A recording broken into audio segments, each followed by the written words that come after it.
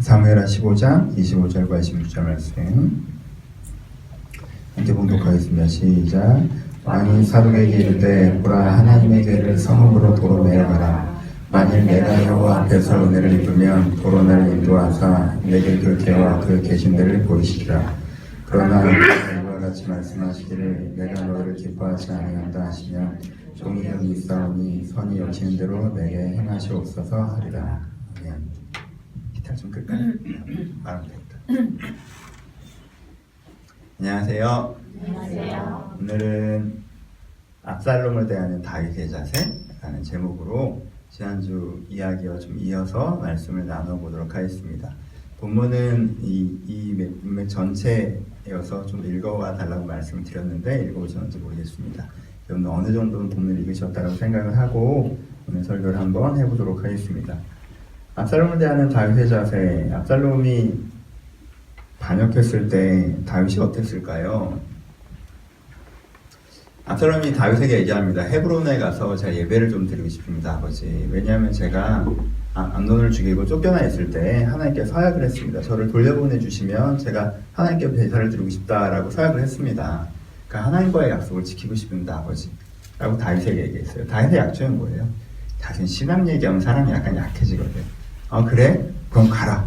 헤브론에 가서 이 마음껏 하나님께 경배를 드리고 오너라. 그래서 보냈어요. 그렇죠? 그게 다윗이 본 압살롬의 마지막이었어요. 그렇게 보내줬습니다. 예배드리고 오라고, 기도하고 오라고. 근데 갑자기 며칠 뒤에 무슨 얘기가 들려요? 압살롬이 반역을 일으켰다는 것입니다. 그렇죠? 여러분, 압살롬의 반역과 이제부터 일어나는 모든 전투를 이해하시려면요, 당시의 군대 제도를 이해하셔야 돼요. 전쟁의 방식. 당시의 군대 제도와 전쟁의 방식은요, 굉장히 매력적인 거였어요. 자발적 모병제였어요. 자발적 모병제. 자발적 모병제라고 하는 것은 왕이 나는 이런 이유로 전쟁을 하려고 합니다 라고 선언하면 그 선언에 동의하는 사람들이 그래? 그럼 나도 그 전투를 하겠어 라고 가서 전투를 하는 거예요. 자발적 모병제예요. 그러니까 이게 얼마나 매력 있는 제도냐 하면요, 왕이 불필요한 침략 전쟁을 할 수가 없어요. 그러니까 왕이 자기 혼자 난 저 나라 쳐들어가서 내가 저 나라를 정벌할 거야. 난 더 대단한 왕이 되고 싶으니까. 그럼 사람들이 어떻게 하겠어요? 뭐래? 내가 왜 그런 거에 목숨을 걸어야 돼? 그 땅을 너 차지해봐야 너만 유명한 왕이 되면 난 먹고 살만해. 전쟁이 일어날 수가 없어요. 그렇죠? 그래서 다윗이 인구조사를 하고 싶어 했던 거예요. 인구조사를 하면 뭐가 가능해요? 강제적 모병제가 가능해요. 징집영장이 우리 집으로 딱 오면 뭐예요? 너 안 오면 잡아가가 된단 말이에요. 그렇죠? 그러니까 다윗이 인구조사를 하려고 그랬고 하나님께서 그렇게 분노하신 거예요. 왜 이 자발적 모병제라고 하는 건요, 이 내면을 중심으로 하는, 이 백성의 자발성을 중심으로 하는, 그러니까 자발적 모병제일 때 왕이 아닌 거야. 전통적인 전제군주가 될 수가 없는 거예요. 당시에 이랬단 말이에요. 그러니까 사실은 이 구조에서는 뭐가 일어날 수가 없는 구조예요. 반역이 일어나기 굉장히 어려운 구조예요. 여러분, 쿠데타는 보통 어떻게 일어납니까? 쿠데타는 여러분, 10,000명, 20,000명 군인들이 우리 쿠데타자에서 일어나요? 아니에요. 상명하복으로 제도화된 군제에서, 그쵸? 그냥 사령관이 명령하면 이게 누구 명령인지도 모르고 이게 나라 명령인지 장군 명령인지 대위 명령인지 모르고 시키면 시킨 대로 하는 군대에서 이 간부 몇 명이 그냥 말을 맞추면 뭐가 일어나는 거예요? 쿠데타가 일어나 버리는 거예요. 그쵸? 이게 반역이 더 용이한 구조라고. 그러니까 우리나라 같은 나라에서 민주사회니까 안 그러긴 하지만 그냥 수방사 그리고 여기 가까운 사단의 사단장 몇 명이 딱 마음을 먹고 우리 점령하자 그러면 점령이 가능하단 말이에요. 그러니까는 우리 좀 민주적 적자가 떨어진 나라에서 그런 일들이 반복적으로 벌어지는 거잖아요. 그러니까 장군 몇 명 소나기에서 놀아나는 거라고. 근데 이 당시는 어때요? 자발적 모병제, 그게 불가능해요. 반역이 불가능하다고 거의. 그래서 이게 이렇게 반역이 일어나기 어려운 구조에서 반역이 일어났다는 건 무슨 뜻이야? 성경이 뭐라고 표현해요? 민심이 압살롬에게 돌아갔다고 표현해요. 무슨 뜻이에요? 압살롬이 헤브론에 딱 올라가서 내가 왕이 되겠다라고 딱 선언했을 때 사람들이 수만 명이 모여들었단 말이에요. 그렇죠? 수만 명이 모여들었다는 건 이 사람들 가족까지 수십만 명이 이 사람을 지지한다는 거고, 열혈 지지자, 압살롬을 왕을 세우려고 내가 목숨을 걸고 싸우겠다고 하면 열혈 지지자가 이렇게 10만 단위로 모여든다는 건 대중적으로 압살롬이 왕이 되면 좋지라고 생각하는 사람은 수도 없이 많다는 얘기예요. 그렇죠? 그러니까 압살롬이 4년 동안 민심을 한 명 한 명 바꿔서요. 밑에 바닥 민심을 완전히 바꿔놨던 거예요. 그러니까 압살롬 왕이 된다고 하니까 난 압살롬 왕인 게 좋아라고 확 모여들었단 말이에요. 그럼 다윗이요. 그냥 집에 있다가 이 소식을 들어서 이거 얼마나 기가 막힌 얘기인지 아시겠어요? 내 아들이, 내 백성이, 내 군대가 나를 적이라고 불러요. 그리고 나한테 지금 진군에 내려온다는 거예요. 그냥 다윗이 느껴질 배신감을 상상이나 하실 수 있어요? 그럼 백성들에 대한 배신감도 이게 기가 막힌 거죠. 이 나라가 어떤 나라입니까? 다윗 이전엔 외적의 침략에 맨날 짓밟히던 나라예요. 400년 동안. 나라가 형성되고 나라였던 적이 없다고. 그걸 누가 사람 먹고 살게 만들어줬어? 뭐가 떵떵거리고 살게 만들었어? 누가? 다윗이 그렇게 만들어줬어요. 근데 지금 무슨 일을 벌였어? 나와 함께 전장에 있었던 그 백성들이 누구한테 붙었어? 압살롬한테 붙었어요. 외적이 쳐들어온 것도 아닌데, 나를 갈아치워 보겠다고 지금 진군에 내려오고 있는 거야. 다윗이 어땠을까? 압살롬은 지형 죽인 거 용서해주고 다시 예루살렘으로 돌아와서 거짓말을 뭘로 쳤어? 심지어 신앙으로 쳤지. 하나님께 너무 감사해서 내가 예배 드리러 간다고 해서 보내줬더니 거기서 이렇게 해? 이때 다윗이 어땠을까를 상상해 보면요, 그쵸? 다윗도 기가 막힌 상황이에요, 사실. 그럼 이 상황을 다윗이 어떻게 대처했을까요? 오늘 본문을 읽으면, 오늘 본문이 되게 유명한 본문이죠. 나 이거 안 돼. 좀 넘겨줄래요? 오늘 본문이 유명한 본문이죠. 되게 다윗이 도주야로 이제 다윗이 피난 가려고 할 때 제사장들이 언약궤를 가져왔더니 지금 그 제사장이 가져온 언약궤를 가져왔더니 지금 하는 얘기예요. 뭐라고 얘기해요? 궤를 성으로 도로 메고 가라. 여호와 앞에서 내가 은혜를 입으면 도로 나를 인도하사 그 궤와 그 계신대를 보이시리라.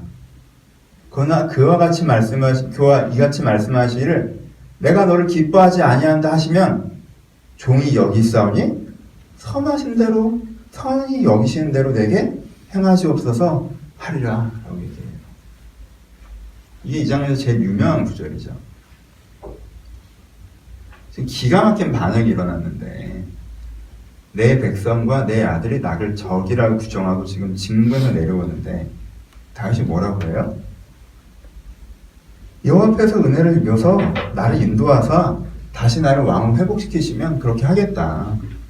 하지만 그가 말씀하시기를 난 너 이젠 별로야. 너 이제 왕 하지 마. 라고 하시면 선히 여기시는 대로 내게 행하시옵소서. 내 종이 여기 있사오니 이렇게 하겠다는 거예요. 그러니까 우리가 이 구절을 보면 이 구절에 대한 설명이 있다 할 거예요. 이 구절을 보면 우리가 그런데 무슨 상상을 하냐면 그래서 이런 구절과 또 시편에 보면 또 압살롬에게 쫓겨갈 때 다윗 지은 시 이런 게 있지 않습니까? 이런 것들을 보면 우리가 어떤 상상을 하냐면 이런 이분법을 많이 가지세요. 하나는 압살롬은 자기 머리로 열심히 하네. 자기 능력으로 열심히 하네. 인간적으로 열심히 하네. 근데 다윗은 정말 아들한테 쫓겨나서 힘들고 괴롭고 어렵지만 기도하네. 내가 하나님 뜻대로 하겠어요 하고 겸손하네. 그랬더니 결국에 누가 이겼어? 얘가 이겼죠. 이런 이분법으로 많이 받아들여요. 원래 금도끼가 네 도끼냐 은도끼가 네 도끼냐 했을 때 뭐 해야 돼? 요 도끼만 내 도끼입니다 라고 해야, 그쵸? 하나님께 나머지까지 주시는 거고, 금도끼도 가지려고 하고 은도끼도 가지려고 하고 머리 쓰면 아무것도 못 갖는 거고. 그러니까 압살롬은 자기 생각으로 열심히 사네. 이런 애들은 하나님 앞에서 실패해. 요 반대, 다윗은 기도하고 주인만 의지한 사람, 이런 사람은 하나님께서 성공해. 하나님께서 결국 그 사람을 높이 올리셔. 되게 많은 사람들이 이 본문을 이렇게 이해를 한다는 거예요. 오늘은 이게 중요한 얘기는 아니지만 이 오해를 푸는데 설교의 3분의 1을 일단 쓸 거예요. 봅시다. 전쟁의 양상을 좀 자세히 볼게요. 또 이야기를 오늘 좀 하면 다시 압살롬이 그렇게 했을 때 다윗이 어떻게 대처합니까? 기도만 해요? 압살롬이 나를 배신하다니 내가 너무 마음이 아파서 지금 기도밖에 할 수 없다. 내 힘으로는 내가 아무것도 할 수 없으니까 내가 기도하면서 하나님의 은혜를 구해야겠어. 그렇게 하나요? 본문에 보면요, 압살롬은 딱 전쟁이 나자는 소식을 듣자마자 다윗이 압살롬이 반이겠다는 얘기를 듣자마자 다시 했던 말이 뭔지 아세요? 본문에 보면 일어나 도망가자 서두르라예요. 일어나 도망가자 빨리 가자예요. 어떻게 나한테 이런 일이 내가 주님께 기도해야겠다? 아니요. 압살롬이 반역했습니다. 일어나 빨리 와 빨리 무조건 움직여. 다윗이요 일단 튀어요. 압살롬이 되게 무서웠나 보다. 아니요. 여러분, 다윗의 행동을 이제부터 설명할 건데 다시 이 전쟁 방식을 알아야 된다고 했어요. 그 당시 이스라엘은 자발적 모병제였어요. 지금 압살롬의 군대는 다 모여서 진군해오고 있어요. 다윗의 군대는 모집이 돼 있어요, 없어요? 안 돼 있죠. 하지만 다윗을 지지하는 사람들이 있어요, 없어요? 있죠. 그러면 여기서부터는 뭐가 제일 중요해요? 시간 싸움이죠, 그렇죠? 여기서부터는 시간 싸움이에요. 저쪽에서는 징집이 다 끝나서 지금 모병이 끝나서 몰려 내려오는데 난 이제야 사람을 모병을 해야 되는 상황이야. 근데 모병을 하면 내 군대가 없는 것도 아니야. 그럼 지금 제일 중요한 건 뭐예요? 내가 내 군대를 모병할 수 있는 지역까지 내가 이동할 수 있느냐가 핵심인 거예요. 그러니까 다윗은 듣자마자 무조건 이동이에요. 빨리 가. 다시 지금 도망가는 것도 아니고요. 힘들어하는 것도 아니에요. 다시 그냥 즉각적으로 대처합니다. 왜? 상황이 이러니까. 근데 여러분, 이게 얼마나 어려웁니까? 사실은 말도 안 되잖아요. 다윗한테 지금 제일 필요한 건 뭐예요? 시간이죠. 근데 그 시간을 상대가 줄 리가 있어요? 없어요? 없죠? 없잖아요. 지금 상대는 지금 나를 계속 이렇게 군대가 다 모여있는데 왜 나한테 내 군대를 모을 시간을 주겠냐고. 나한테 제일 중요한 건 시간인데 시간이 생길 수가 없는 상황이에요. 그쵸? 다윗의 숙제는 이거라고. 그러니까 지금 무조건 다윗은 뭘 만들어야 돼요? 시간을 만들어야 돼요. 이 전쟁이 뭘로 가면? 추격전으로 가면 압살롬이 나를 계속 쫓아와서 나를 없애려고 하는 상황이면 난 무조건 져. 근데 이 전쟁이 전면전으로 가면 너랑 나랑 한번 제대로 붙어보자 이렇게 가면 내가 이겨. 내가 이길 수 있어. 그럼 어떻게 이 추격전 상황으로 시작된 전쟁을 전면전 상황으로 바꿀 거냐? 그러면 어떻게 해야 돼요? 압살롬이 상황을 오판해야 돼요. 어떻게? 이게 전면전이 아니라 내가 이미 이겼는데 토벌하는 거야. 이게 토벌전이라고 생각해야 돼요. 그렇게 압살롬이 오판하면 압살롬이 어떻게 하겠어요? 토벌전이기 때문에 위세를 떨치고 싶어 할 거예요. 토벌전은 왕이 직접 나가거든. 그리고 직접 해치워요. 왜? 그래야 내가 위세가 생기잖아요. 그러니까 이 핵심은 뭐냐면 압살롬이 이 전쟁을 전면전으로 생각하게 하지 않고 추격전으로 생각하지도 않고 이 전쟁을 토벌전으로 생각하게 만드는 게 핵심이에요. 그리고 여기가 첫 번째 전쟁인 심리전이라는 전선이 생긴 거예요. 지금. 다윗이 이걸 하기 위해서 어떻게 합니까? 다윗이 압살롬이 이 상황을 완전히 낙관하고 이 상황에 자기가 이미 승리했다고 생각하고 토벌전이라고 생각하기 위해서 뭐래요? 첫 번째, 그 첫 번째가 성을 포기하는 거예요. 왜요? 예루살렘 성은요 수성에 굉장히 유리한 성이었어요. 예루살렘 성, 이 성벽이 함락되지 않는 도시라는 표현이 있었단 말이에요. 그러니까 함락시키기가 너무 어려워. 그러니까는 숫자가 적은 쪽에서 이스라엘 전체 중에 한 군데서 싸워야 되면 어디서 싸워야 돼? 예루살렘에서 싸워야 돼요. 그러니까 압살롬이 반역하고 나서도 아마 어떻게 하면 이 성을 함락시킬 수 있을까를 제일 고민했을 거야. 왜냐면 그 성은 소수로도 굉장히 오래 버틸 수 있는 성이거든. 함락하기가 어렵단 말이야. 근데 이 버티기, 이 약장은 반드시 여기서 싸워야 되는 그 성을 그냥 버리고 튀었다는 거예요. 그럼 그것 자체가 상대방한테 어떤 메시지예요? 아, 얘는 이 성이라는 지지대를 갖고도 못 이길 만큼 약하구나. 우리랑 아예 게임도 안 된다고 생각하는구나 라고 느끼겠죠. 그리고 예루살렘 성을 가지면은 뭘 가져요? 왕궁을 갖죠. 이거 왠지 왕과 왕이 서로 왕이 되려고 싸우는데 누가 이기는 기분이에요. 왕궁을 가진 애가 이긴 기분이 들잖아. 그러니까 맨 첫 번째로 하는 게 뭐예요? 왕궁과 성을 내어주는 거예요. 두 번째 다윗이 하는 심리전은 뭐냐면요, 패잔병의 형태로 도망가는 겁니다. 여러분 본문을 읽어보세요. 되게 재미있는 장면이에요. 압살롬의 군대가 예루살렘 성에 도착해서 도착 안 했어요. 근처에도 아직 안 왔어요. 지금 다윗은 소식을 듣자마자 튀는 거란 말이야. 근처에도 안 왔어. 그럼 어떻게 퇴각할 수 있어요? 당연히 일사불란하게 퇴각할 수 있죠. 그렇죠? 아니, 전투 한 번 없이 지금 퇴각하는데 퇴각은 당연히 일사불란해야죠. 그렇지 않아요? 근데 다윗이요, 패잔병처럼 퇴각합니다. 어떻게 하는 줄 아세요? 사람들한테 야 모아 퇴각하자 이러지 않고, 야 갈 사람은 따라와, 남을 애들은 남아, 나는 정처가 없이 가니라고 얘기해요. 내가 지금 다시 싸워서 전면전을 하려고 하는 게 아니라 난 지금 도망가는 거야. 난 정처가 없이 가. 그러니까 남을 애들은 남아, 니네 목숨 부지해야지, 나랑 가면 죽어 라고 해요. 그러니까는 그 말을 듣고 남은 애들이 그 얘기를 누구한테 전하겠어? 압살롬 귀에 들어가겠지. 그러니까 다윗이 진짜 정처가 없이 도망간다고 느껴질 거 아니야.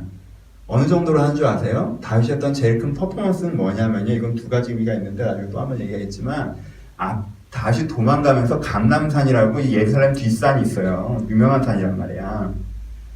그 산을 넘어갈 때면 어떻게 하는 줄 아세요?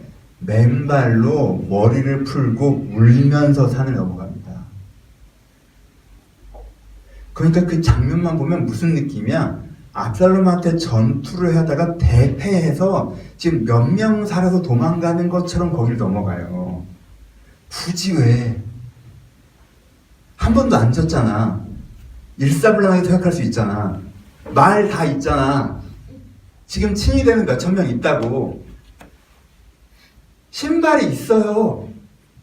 근데 왜 신발을 벗고 머리를 풀고 거기 울면서 넘어가? 그리고 넘어간 다음에 다시 신발을 신고 가잖아. 그렇죠? 폐잔병처럼 도망가요. 세 번째 어떻게 합니까? 이게 핵심이죠. 세 번째는요, 책략가를 투입합니다.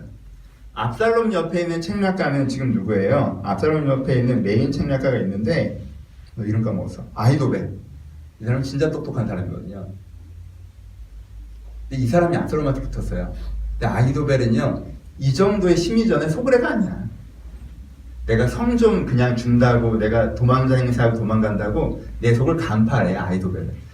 아히도벨이랑 압살롬을 갈라놓지 않으면 이 전략은 성공할 수가 없어. 이건 그 부분이 성경에 제일 깊게 나와요. 이걸 갈라놓지 않으면 이 전략을 성공할 수가 없어요. 아히도벨은요, 압살롬한테 계속 추적해야 된다고 얘기하거든요. 근데 거기서 누구를 투입해요? 후세를 투입해요. 후세는요, 다윗의 친구라는 게 후세의 명성이었어요. 다윗의 친구야. 다윗 친구가 후세한테 친구라고 했어요. 책략가예요. 이 사람이 네임밸류를 알겠죠. 이 나라에서 갖는 네임밸류. 그러니까는 실무는 아히도벨이 더 탁월하다는 걸 사람들이 인정하지만 네임밸류는 후세가 더 있어요. 그러니까는 후세를 투입해서 어떻게든 아히도벨의 책략을 패하게 해라 라고 얘기해요. 이게 추격전이 아니라 전면전이 되게 하라고 후세에게 명령을 해서 후세에게 그걸 지시해 후세가 들어가요. 후세가 들어가서 어떻게 합니까? 후세가 들어가서 압살롬을 굉장히 이렇게 세워요. 후세 얘기를 읽어보세요. 후세 얘기 읽어보시면 후세가 압살롬한테 하는 얘기는 이게 이미 앞에 있어. 용기를 내. 두려워하지 마. 어떻게 후세가 그 압살롬한테 하는 얘기는, 네가 너무 대단한 사람이어서 이미 전투에서 거의 다 승리했으니까 대군을 끌고 가서 이 위대를 떨치라는 얘기를 계속 듣기 좋게 해줘요. 문장을 읽어보시면요, 진짜 칭찬이. 그래서 압살롬이 후세 얘기를 듣더니 전면전으로 가야겠다 라고 결정합니다. 여러분, 다윗은요, 이 전투가 압살롬은 4년 준비했어요. 다윗은 그 소식 지금 들었어요. 듣자마자 어떻게 해요? 듣자마자 이동이 제일 중요해. 지금 속도전이야. 멀리 도망간다고만 되는 게 아니야. 왜? 쫓아오기만 마음먹으면 끝이니까. 심리전이 돼야 돼. 전선은 심리전이야. 어떻게든 얘가 추격전이 아니라 전면전, 토벌전이라고 생각하게 해야 돼. 그러니까 왕국 내주자. 그러니까 패잔병처럼 도망가자. 그러니까 후세를 투입해서 이 사람의 허영심을 공격하자. 그게 어떻게 해요? 다 먹히죠. 다윗은요, 전쟁이 시작되자마자 슬퍼하며 주저앉지 않습니다. 기도하며 주님의 뜻을 찾지도 않아요. 다윗은 전쟁이 시작되자마자 전쟁합니다. 깔끔해요. 그 다음에 여러분, 본문을 읽어보셨다고 다 전제하고 얘기해요? 다윗이 그러려고 하고 하면, 그렇게 속도전이 중요하면 압살롬이 쳐들었다는 얘기 듣자마자 딱 말 타고 기병대로 쫙 뛰었어야죠. 그렇게 안 하잖아요. 그렇게 안 하죠. 그 사이에 뭔가를 되게 많이 해요. 예를 들면 떠나는 장면에서. 왜 그럴까요? 얘기했죠. 자발적 모병제라고 그랬어요. 그쵸? 그러니까 뭐가 돌아와야 돼요? 민심이 돌아와야 되죠. 민심이 돌아와야 돼요. 지금 압살롬을 지지하는 사람들이 되게 많기 때문에 몇만 명은 거의 가 있단 말이야. 근데 나를 지지하는 사람들이 만약에 내가 어느 지역으로 이동한 다음에 나한테 모여라 해서 모이지 않으면 어떻게 돼요? 모여라 해서 모이지 않으면 내가 진짜 이건 토벌전이 되는 거예요. 그쵸? 그러니까 뭐가 필요해요? 사람들이 다시 한번 나를 지지하게 하는 게 되게 중요해요. 그쵸? 그래서 다윗이 어떻게 합니까? 아까 했던 그 감난산 장면이 되게 중요해요. 이때부터는 무슨 싸움이에요? 프레임 싸움이에요. 지금 압살롬이 만들어 놓은 프레임은 뭐예요? 노세한 왕 프레임이에요.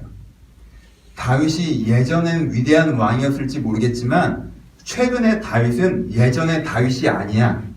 이미 물러서야 되는 왕이 그 자리를 꿰차고 앉아 있어서 나라를 계속 어렵게 만들고 있어. 다윗은 노세한 왕이야. 내가 새로운 왕이 돼야 돼. 이게 4년 동안 압살롬이 퍼뜨린 프레임이에요. 그렇죠? 옛날의 다윗과 지금의 다윗을 분리하면서 지금의 다윗을 노세한 왕의 이미지를 계속 덧붙이고 자기를 새로운 왕의 이미지를 계속 덧입히는 거예요. 근데 다윗이 거기다가 어떻게 프레임을 바꿔요? 다윗이 바꾸려고 하는 프레임은 뭐예요? 불쌍한 아버지 프레임이에요. 봐요. 모든 사람들이 지금 도망가는 다윗을 주목하고 있어요. 근데 다윗이 어떻게 도망간다고 했어요? 감난산을 넘어갈 때 신발을 벗죠. 맨발로 머리를 풀어헤치고 울면서 가죠.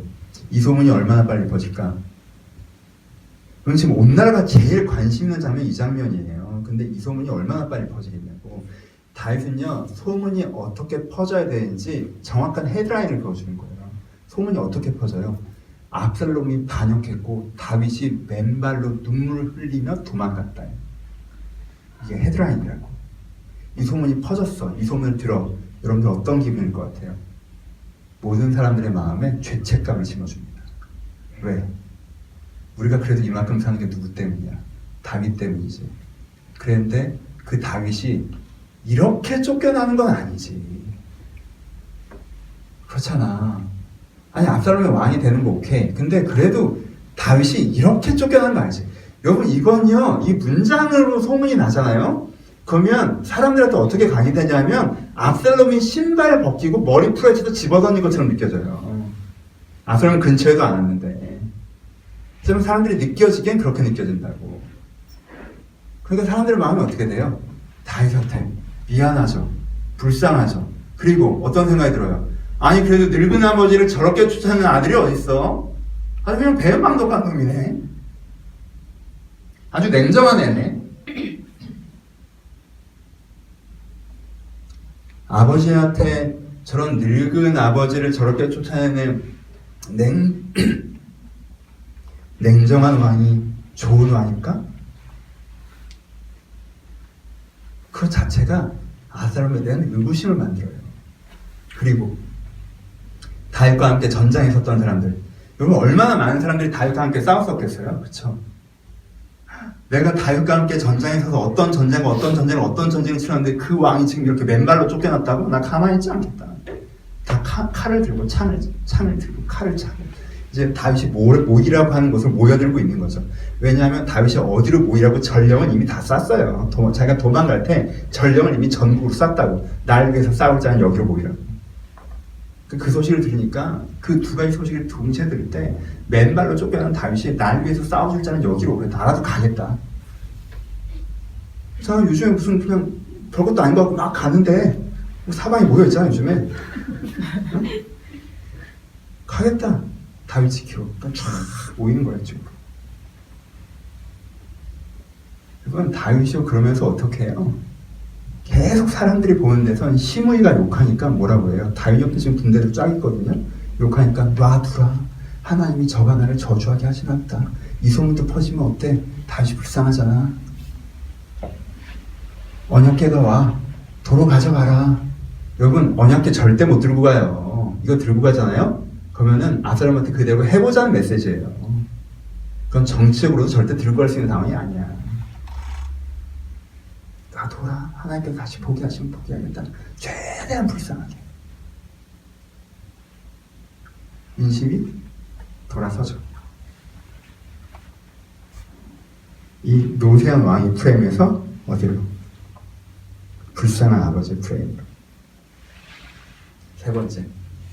이제 전쟁이 시작돼요.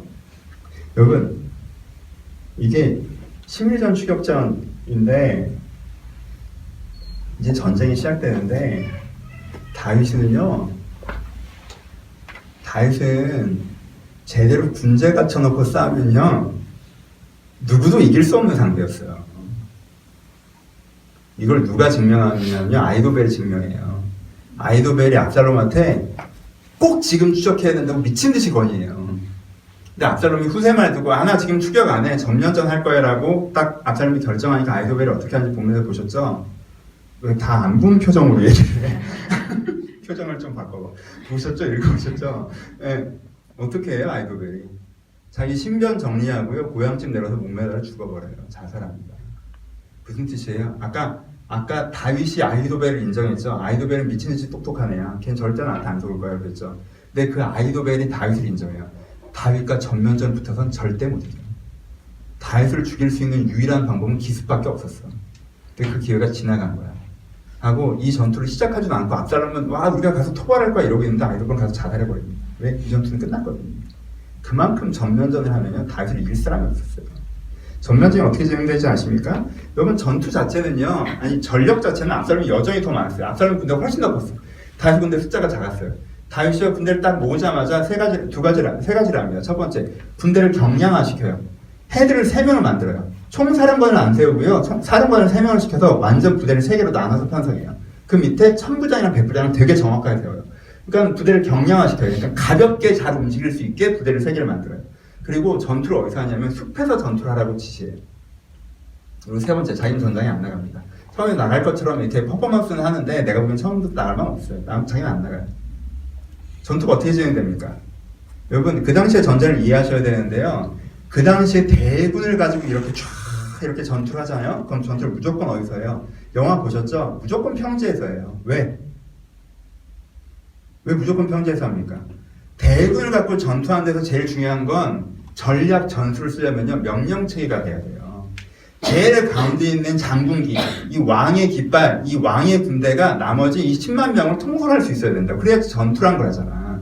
그러니까 왕의 부대는 맨 뒤에 있어서 밑에 평지를 바라보고 어디가 이기는지 어디가 지는지 보면서 깃발 흔들면 얘네들 이쪽으로 빠지고 얘네들 이쪽으로 뛰고 얘네들 이쪽으로 덮고 이렇게 하는 거라. 전투를 그렇게 하는 거란 말이에요.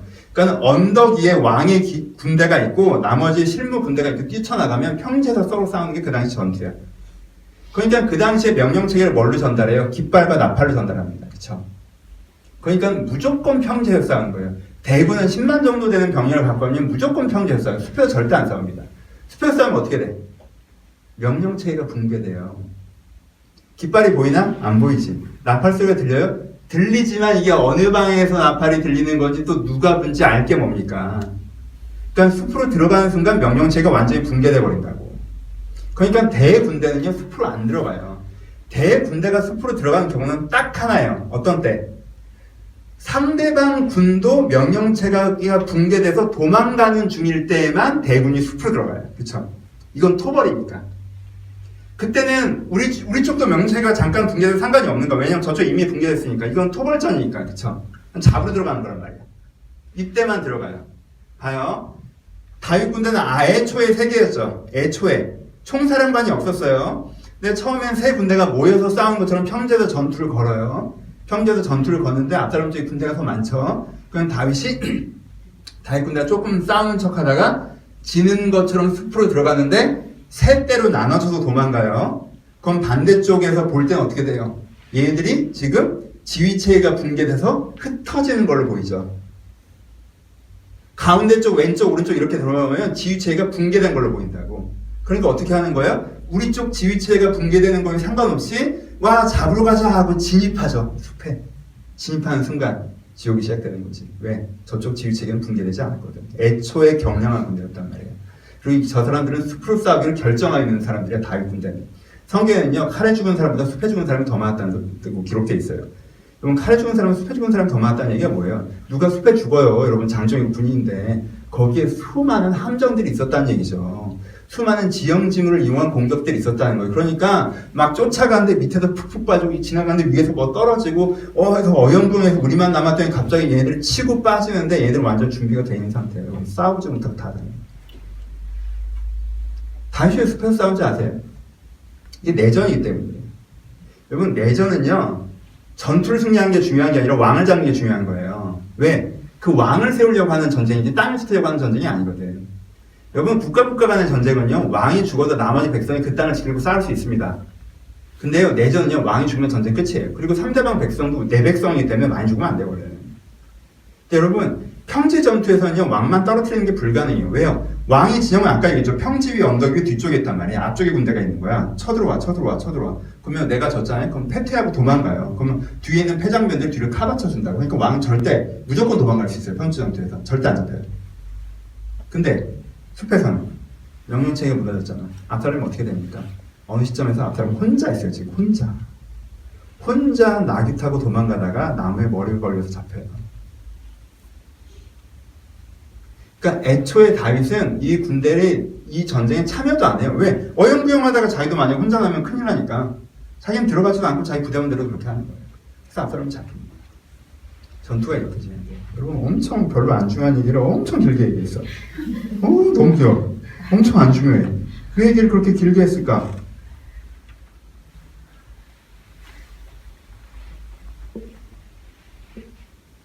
다윗이 멍청한데 기도만 해서 구원받았다고 자꾸 믿으니까 길게 말씀드린 거예요. 압살롬은 똑똑해서 자기 머리로 했고 다윗은 멍청한데 기도만 했더니 하나님께서 그를 도와주셨어라고 자꾸 생각을 하신 걸 길게 말씀드린 거예요. 다시 얼마나 똑똑한지. 그럼 다윗은요 머리가 미친듯이 돌아간 사람이에요. 여러분 우리가 거북이고 압살롬이 토끼면 다윗은 치타야. 지금 얼마나 웃겨요. 지금 얘는 4년 준비해서 달려들었고 얘는 앉아서 당했는데 앉아서 당한 애가 4년 준비하냐 손바닥 갖고 놀아요. 너 반역 일으켰어? 그렇게? 그럼 성 줄 테니까 거기서 좋아해? 성 테니까 좋아해? 패전병처럼 도망다니까 기뻐해? 후세 보내줄 테니까 후세가 너한테 되게 기분 좋은 말을 할 거야. 그때 이제 전면전 하겠다고 결정해. 그 다음부터 사람 다 데려와. 다 모아. 숲으로 들어와. 죽어. 그래서 아바타야? 여러분 지금 압살롬은요 자기가 이기고 있다고 생각하죠? 손바닥 안에 있어요 지금. 다시 얼마나 무서운 사람인 줄 알아요? 여러분 압살롬이 죽으니까 다윗이 울죠. 진심이에요. 아들이 죽었으니까. 그리고 그 아들의 죽음에 자기의 죄가 결여되어 있으니까. 사실 이 가문에 없이 칼이 떠나지 않는 건 사실 자기가 바세바 사건 이후에 하나님께서 받은 저주잖아. 그치? 진심이야. 울었던 거. 진심이에요. 그런데 자세히 보세요. 내전이에요. 절반은 압살롬을 지지해요. 압살롬이 죽었어요. 이때부터 숙제는 뭐예요? 나머지 절반을 어떻게 하느냐예요. 나머지 그 절반의 마음을 어떻게 돌아오게 하느냐의 문제란 말이야. 여기서 다윗 군대가 압살롬 죽이고 2만 명을 죽은 다음에 승전가를 부르고 입성해 버리잖아요. 그럼 죽은 2만 명의 가족들과 압살롬을 지지했던 사람들의 심장은 무너져 내리는 거라고. 그럼 이 사람들은 그때부터 뭘 가라? 칼을 가라. 그쵸? 압살롬이 아니라 다른 누군가라도 세울 거란 말이야. 그쵸? 근데 압살롬이 죽었어요. 근데 다윗이 압살롬아, 내 아들 압살롬아, 내가 너를 대신해서 죽었어야 되는데라고 몸부림치면서 대성통을 합니다. 그럼 일이 어떻게 진행돼요? 내가 압살롬을 잃어서 슬퍼. 근데 가장 슬픈 건 누구야? 그래, 그래도 아들을 잃은 아버지 다윗이지. 내가 이 전쟁에서 내 가족을 잃었어. 2만 명이나 죽었으니까. 내 가족을 잃었어. 다윗 때문에? 아니야. 다윗도 이 전쟁에서 가족을 잃은 우리와 같은 피해자야. 그리고 왕이 울고 있으니까 군대도 승전가를 부르지 못하고 침울하게 귀환하죠. 봐, 쟤네들이 사실은 싸우고 싶지 않았는데 싸웠던 거야. 북론통합이 한순간에 됩니다. 참 무서운 사람이에요. 진심으로 울었던 건 맞아요. 근데 내가 진심으로 울 때 내가 내 방에 들어가서 혼자 우느냐, 모든 사람이 볼 때 난리를 치면서 우느냐는 정치적 결정이에요. 머리가 너무 돌아가서 사실 무섭다. 이런 사람은 사실 웃어도 웃는지 잘 모르겠고 울어도 웃는지 잘 모르겠어. 그래서 난 이런 사람 별로 안 좋아해. 우리 같은 거북이는요, 치타랑 토끼 뛰어다니면 굴에 숨어 있어야 돼요. 뭘 수를 읽을 수가 있어야지. 이게 지금 책에 써 있으니까 이 수가 보이지. 여러분들은 책에 써 있어도 이 수가 안 보이잖아.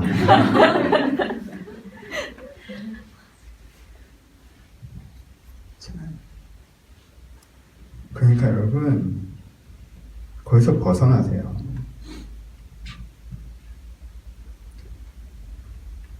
내가 이 상황 가운데 아무것도 할 수 없고 하나님께 다 맡겨놓고 기도하면 해결되고 복수되고 치유도 된다?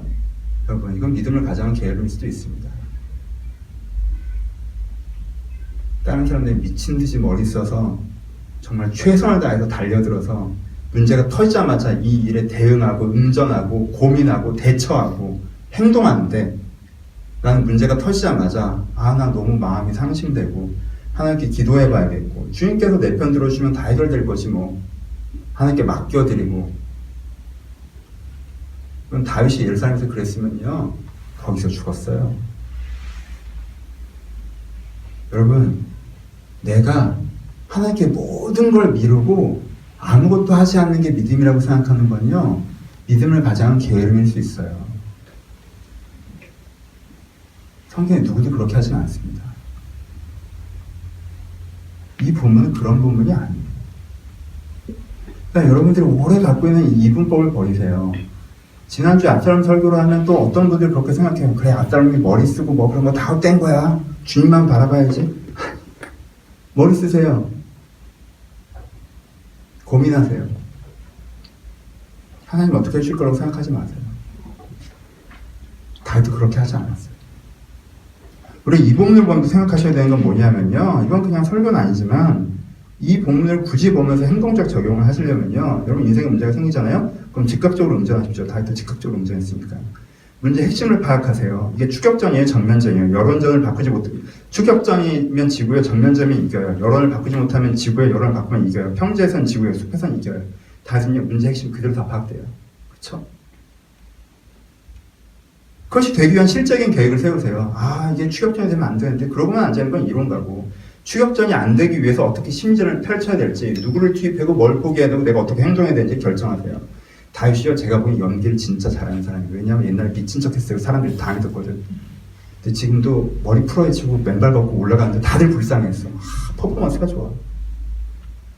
그럼 다윗은 자기가 할 거 다 해요. 그러니까 다윗에게서 행동을 하려면요, 마지막으로 여러분, 지금 승리에 기뻐하지 마십시오. 순간이 아니라 세수를 내다봐요. 다윗은요, 전쟁에 승리했을 때 웃지 않아요. 그 다음에 민심통합을 어떻게 해야 되는지 생각해요. 여러분, 다윗은 이게 미친 듯이 돌아간다. 이건 흉내거든요. 그래서 설교를 이런 식으로 지나가잖아요. 그러면 결론이 어떻게 되는 줄 알아요? 우리는 여기서 돌아가시면 우리는 멍청해서 안 되는구나가 결론이야. 이걸 어떻게 합니까? 이걸 어떻게 해요? 아주 열심히 하셔야죠. 오늘 본문을 들어보세요. 진짜 설교 이제부터 해봅시다. 이제까지 오해 풀었고, 오해 길게 풀어서 미안해요. 근데 재미있죠? 이런 식으로 성경을 읽으셔야 돼요. 문자만 읽지 마시고 상상력을 가져보세요. 다시 오늘 원리로 들어갑시다. 여러분, 이 부분은 똑똑해요. 압살롬도 똑같아요. 압살롬도 똑똑했고 최선을 다했고요. 다윗도 똑똑했고 최선을 다했어요. 거기선 등가예요. 그리고 그건 나쁜 것도 좋은 것도 아니고 굳이 따지자면 좋은 거예요. 그렇게 하셔야 되는 거예요. 근데 이 본문의 핵심은 그게 아니에요. 핵심은 이건 전제고 열심히 사는 건 전제고 핵심은 압살롬은 어디에 있어요? 압살롬은 어디에 빠져 있습니까? 압살롬은 자기 환경, 자기 억울한 거, 자기 열받는 거, 자기 욕심에 빠져 있죠. 난 가만히 있었는데 쟤가 내 여동생을 건드렸어. 난 쟤를 죽여버릴 거야. 내가 쟤를 죽여버린다고 왜 내가 왕이 되면 안 돼? 난 왕이 될 거야. 난 1등이 돼서 아무도 날 못 짓밟게 할 거야. 자기 경험으로 만들어진 자기 욕망, 자기 계획 이런 거에 빠져 있죠. 그렇죠? 다윗은 어디 빠져 있어요? 배신이라면 다윗도 당했어요. 그렇죠? 지금 아들내미가 그런 다음에 날 죽이러 달려오잖아. 여러분 거기 쫓아오는 그 군대 몇만 명 한 명 한 명이 다 배신자라고. 억울한 일이라면 지금 다윗도 억울해요. 상황이 급박하다면 다윗이 지금 제일 급박하죠. 바쁘다면 지금 다윗이 제일 바빠요. 지금 다윗 어디에 빠져 있어요? 하나님께서 보시기에 내가 지금 선하냐 선하지 않느냐. 다윗은 도망가면서 이게 제일 중요한 사람이야. 내가 하나님의 백성이 아니야. 하나님, 내가 지금 왕위를 다시 되찾겠다고 이렇게 할 건데 그게 하나님께서 원하시는 게 아니면 저 이거 안 할 거예요. 저 그냥 진짜 그냥 도망갈 거예요. 도망가서 죽을 거예요. 죽으라고 하시면. 하나님께서 날 버리시고 압살롬을 세우시는 거라면 사울을 버리시고 나를 세우셨던 그 하나님이 지금 날 버리시고 하나님 압살롬을 세우시는 거라면 난 사울처럼 내 왕위를 지키겠다고 저항하지 않을 거예요. 난 하나님께서 주신 것이니까 내놓을 거예요. 왜? 나한테 제일 중요한 건 뭔 줄 알아요, 하나님? 나한테 제일 중요한 건 왕, 목숨 이런 거 아니에요. 하나님 앞에서 내가 어떤 사람인가 내가 제일 중요해요. 나머지는 다 그 안에 담겨있는 문제예요. 다윗이에요. 그래서 다윗이 대단하다고 하는 거야. 그럼 이게 되게 복잡해 보여요? 간단한 거잖아요. 여러분, 어떤 사람은 돈 벌려고 공직자가 됐어요. 돈 벌려고 공직자가 됐어. 더 큰 건 돈이야. 근데 내가 이것 때문에 내가 뭘 페널티를 걸릴 염려가 아예 없어. 페널티를 받을 염려도 아예 없어. 근데 공직자로서 이렇게 하면 안 돼. 심지어는 합법이야. 그 공직자로서 이렇게 하면 안 돼. 근데 돈이 들어와. 받아 안 받아? 받지. 왜? 나는 돈에 담겨있고 공직은 그 안에 담겨있는 겁니다. 그쵸? 근데 내가 공직을 하려고 공직자가 됐어. 내가 사회 봉사하려고 공직자가 됐어. 돈 받을 기회가 없어. 있어. 근데 이게 불법은 아니고 걸릴 일도 없는데 이거 받는 건 공직자로서 하면 안 되는 거야. 그럼 어떻게 되는 거야? 돈이 없지 가호감자가 되는 거잖아요. 나 그런 거 안 받아. 왜? 난 이게 더 먼저니까. 나는 내 가치관이 더 먼저야. 여러분, 사람은 누구나 더 큰 원에 더 작은 원을 담고 살아갑니다. 그것 자체만 얘기할 땐 다 같은 원들을 갖고 있는 것 같지만 누구나 더 큰 원에 더 작은 원을 담고 살아가요.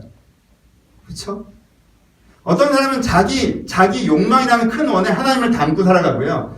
어떤 사람이라는 하나님이라는 큰 원에 자기 욕망을 담고 살아가요. 여러분, 내가 어려운 일이 생겼어.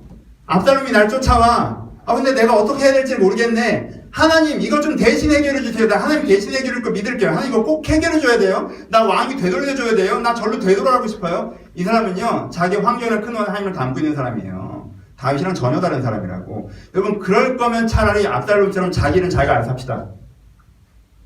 그럴 거면 압살롬처럼 자기 일은 자기가 알아서 하자는 거예요. 압살롬은 자기 환경이라는 원에 담겨있는 사람이었어요. 근데 치사하게 편법 안 써요. 하나님한테 대신해달라고 안 해요. 제 머리로 제가 해요.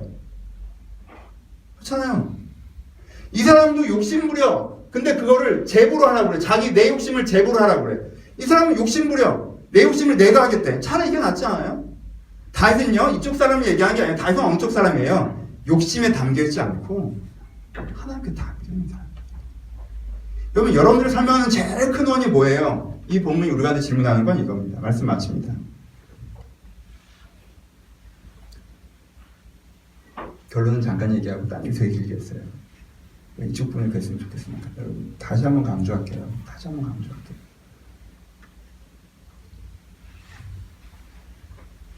여러분의 욕심을 하나님께 대신 채워주는 걸 신앙이라고 생각하지 마세요. 단순 그걸 하고 있는 게 아니에요. 난 고민도 하지 않고 노력도 하지 않고 움직이지도 않고, 근데 나는 믿음이 있으니까 그 얘기하고 있지 않아요. 여러분들이 그렇게 생각하시면 열심히 뛰는 앞사람은 여러분들을 붙잡을 겁니다. 그게 아니에요. 절반. 두 번째,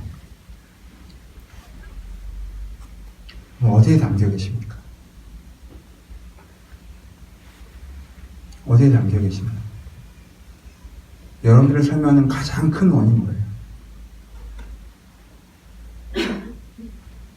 환경이에요. 내 지금 환경이 이렇고, 그래서 난 이렇게 되고 싶은데 하나님이 안 도와줘서 서운하고, 일이 이렇게 안 되고 문제, 이렇게 상관없고. 근데 욕심이 난 이렇게 되고 싶은데. 관계입니까? 난 사람들이랑 이렇게 지내고 싶어. 난 이런 관계였으면 좋겠어.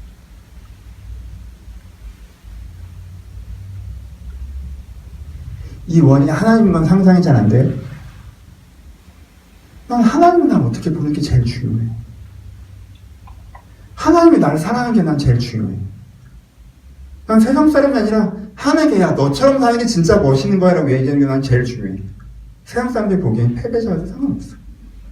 나한테 가장 큰 원은 하나님이야.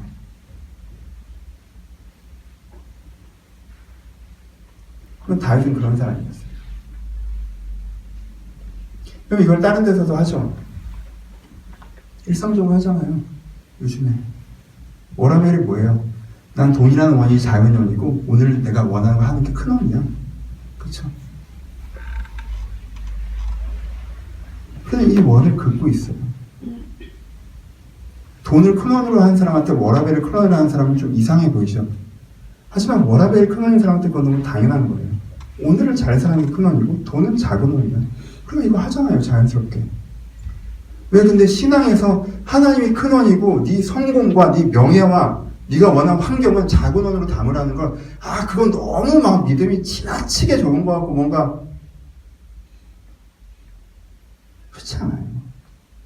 그러면 여러분들이 좀 더 철학적인 사람이라면 여러분들의 철학과 가치가 여러분들이 가장 큰 원입니다. 그렇죠?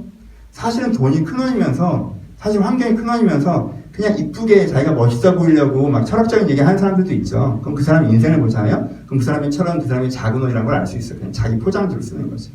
작은 원이에요. 그냥 하는 얘기예요. 그 사람 인생을 보면 이 사람은 성공과 욕망을 위해서 달려가는 사람이에요.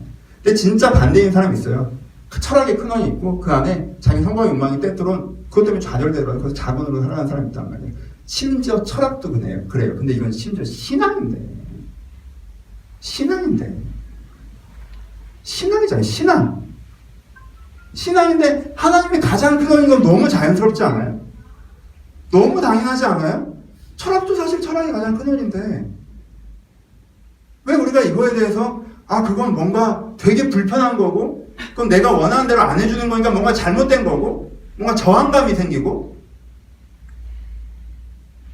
여러분, 여러분들 환경에는 큰 원수로 하나님을 끄잡아 들어가지 마세요. 그러면 간헐적인 은혜를 받을 수 있어도요, 지속적인 신앙 성장 없습니다. 여러분, 왜 지속적인 신앙 성장 없는 줄 알아요? 여러분들이 그어놓은 원수로 하나님을 데리고 들어가기 때문에 그래요. 그럼 계속 여러분들이 어떻게 하나님을 평가하잖아. 왜 이거 안 했냐고. 계속 여러분들 하나님을 가르치잖아. 왜 이걸 이해를 못 하시냐고. 그 구도 자체가 이미 틀렸다는 걸 모르시겠어요?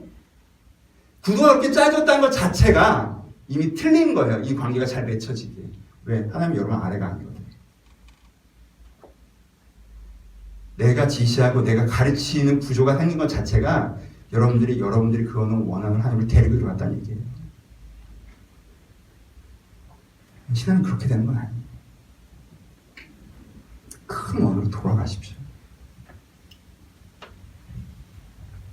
하나님께서 살아계셔서 나와 함께 하시는 이것이 제 인생의 가장 중요합니다. 어떤 직장보다, 어떤 관계보다, 내 가족보다 이게 더 중요해요. 이게 흔들린다는 건 상상할 수도 없어요. 이게 없이는 전 못 삽니다. 이 반대편에 서지 않을 거예요. 난 사울처럼 절대 안 될 거예요. 다윗의 진심이에요. 난 왕위는 틀어잡았지만 하나님 반대편에서 살아가는 인생 살지 않을 거야. 그러니 난 여기서 죽을 거야. 하나님 그냥 얘기해 주세요. 종이 여기 있사오니 선이 여기신 대로 내게 말씀하소서. 내게 행하시옵소서. 내가 하나님의 큰 무언 안에서 나를 발견해 나갈 때 그때 정말 하나님을 따라 살아가는 신앙의 삶이라는 게 시작됩니다.